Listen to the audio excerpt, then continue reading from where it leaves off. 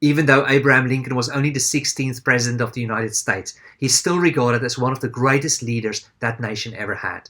His nickname was Honest Abe, and he was known for his integrity and mild demeanor towards others, despite often being criticized publicly.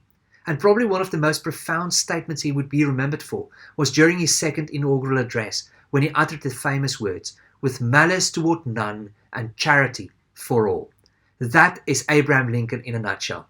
However, he was not always like that. In fact, when he was younger, he was known for quite the opposite. He would often use his quick wit to criticize or ridicule others publicly. One day, though, he went a step too far, and he later said that it was the meanest thing he'd ever done in his life, and it almost cost him not only his life, but also the life of someone else. You see, there was a politician by the name of James Shields, with whom Lincoln did not agree, and he wrote a scathing criticism of this guy in a local paper. However, instead of just criticizing Shields' policy, Lincoln attacked his character and made some very personal remarks, ridiculing him in public. Shields did not take kindly to this, and after some back and forth correspondence, he challenged Lincoln to a duel to the death. Lincoln realized that this would probably end in one of their deaths, something he definitely did not want, but he had no choice but to accept. However, as he was the challenged party, he could pick the weapons, and knowing that Shields would probably pick pistols, Lincoln picked broadswords, simply because he was around 7 inches taller than Shields.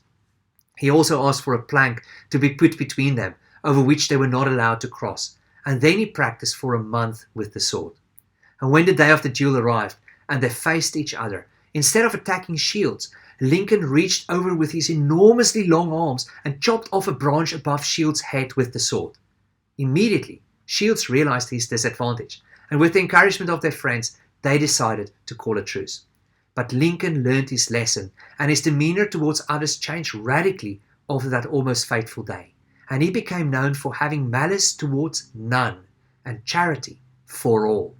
Friends, maybe we should all learn from this great leader and be slow to criticize, especially when it comes to people's character, and quick to forgive and extend charity to all.